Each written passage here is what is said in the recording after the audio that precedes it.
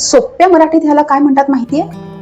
काट्याने काटा काढणे किंवा विषाने विष मारणे. जेवताना अचानक मिरची खाल्ली गेली किंवा काहीतरी खूप तिखट लागलं तर काय करतो आपण?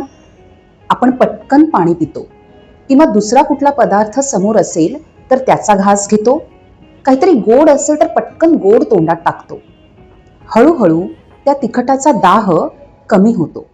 घरात निवांत टीव्ही समोर बसून एखादा शो मी पाहतेय आणि बिल्डिंगच्या खालून थोड्या वेळाने एखादी मिरवणूक किंवा वरात जाऊ लागली.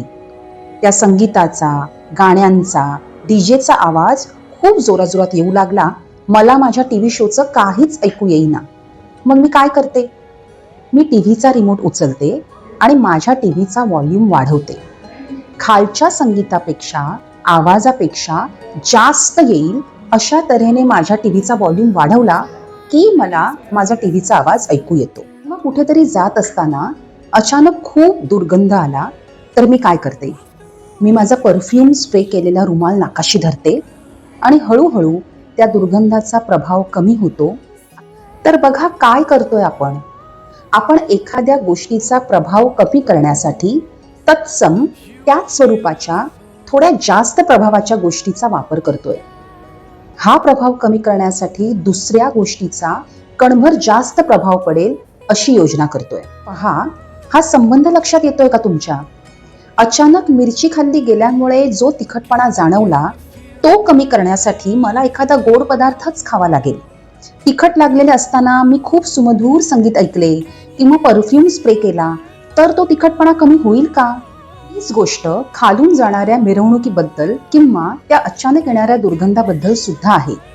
खालून जाणाऱ्या मिरवणुकीचा आवाज कमी करायचा असेल तर मला माझ्या टीव्हीचा आवाजच वाढवला पाहिजे किंवा त्या अचानक येणाऱ्या दुर्गंधाचा परिणाम कमी करायचा असेल तर मला त्यापेक्षा स्ट्रॉंग असा सुगंधच हवा.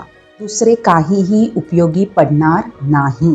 हा निसर्गाचा नियम आपण दररोजच्या आयुष्यामध्ये अनेक वेळा वापरतो, पाहतो, अनुभवतो.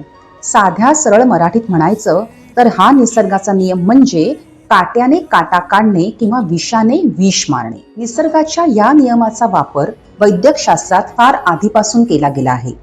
ज्यांना फादर ऑफ मेडिसिन असे म्हटले जाते अशा हिप्पोक्रेट्सने सुद्धा या नियमाचा वापर अधोरेखित केले. 16व्या शतकातील जगप्रसिद्ध डॉक्टर आणि तत्वज्ञ पॅरासेल्सस यांनी सुद्धा या साम्यता गुणधर्माचा वापर केला आणि लिहूनही ठेवला.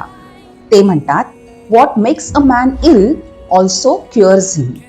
भारताचे अतिशय पुरातन परंतु शाश्वत आणि सर्वसमावेशक वैद्यकशास्त्र म्हणजे आयुर्वेद. या आयुर्वेदात सुद्धा या सामान्य विशेष सिद्धांताचा अभ्यास केला गेला आहे, वापर केला गेला आहे. विषाने विष मारणे किंवा काट्याने काटा काढणे किती मूलभूत आणि शाश्वत आहे हा सिद्धांत. ज्या वैद्यकशास्त्रामध्ये या सिद्धांताचा खूप खोलवर अभ्यास केला गेला, जे पूर्ण वैद्यकशास्त्र या सिद्धांतावर उभारले गेले आहे.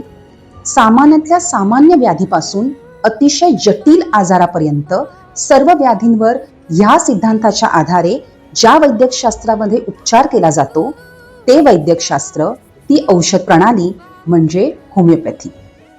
समानतेचा हा गुणधर्म म्हणजेच लाईक क्युअर्स लाईक या एकाच सिद्धांतावर होमिओपॅथी हे औषधशास्त्र आधारलेले आहे. दिवसेंदिवस होमिओपॅथीची प्रसिद्धी, विश्वासार्हता जगभरात वाढतच चालली आहे. पूर्ण जगामध्ये क्रमांक 2 वर प्रसिद्ध असलेली औषध प्रणाली म्हणजे होमिओपॅथी. या होमिओपॅथीबद्दल तुम्हाला अशीच अधिक माहिती सोप्या मराठीत हवी असेल तर नक्की माझ्या चॅनलला फॉलो करा. या व्हिडिओमुळे तुमच्या ज्ञानात कणभर तरी व्हॅल्यू ॲड झाली असेल तर नक्की या व्हिडिओला लाईक करा. मी डॉक्टर श्रिया पाटील. धन्यवाद.